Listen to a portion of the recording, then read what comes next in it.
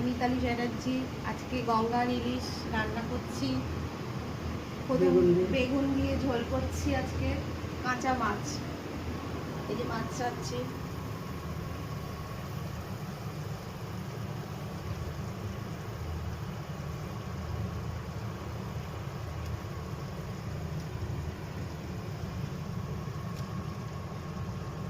এই যে ইলিশ মাছের ডিম,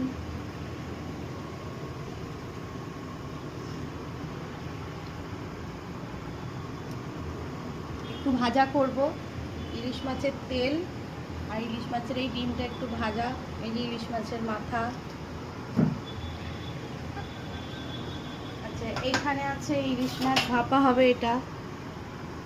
এটা হবে ইলিশ মাছ ভাপা। আর এখানে একটু ভাজা ইলিশ মাছ আছে, আমার মেয়ে খাবে। এই যে আমার মেয়ে ইলিশ মাছ ভাজা খেতে ভালোবাসে, তাই আমার মেয়ের জন্য 2 পিস ইলিশ মাছ ভাজা।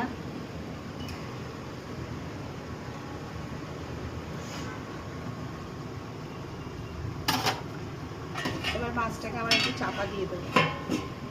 কতক্ষণের জন্য? সিম করে দেবো 15 মিনিটের জন্য। মাছটা ভাপাও হয়ে যাবে, একদম সিদ্ধও হয়ে যাবে সুন্দরভাবে, বেগুনটাও সুন্দরভাবে সিদ্ধ হবে।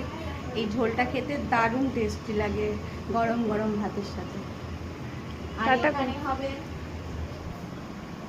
পালং শাক ইলিশ মাছের মাথা দিয়ে। বাহ, সবাইকে টাটা করে দাও। টাটা।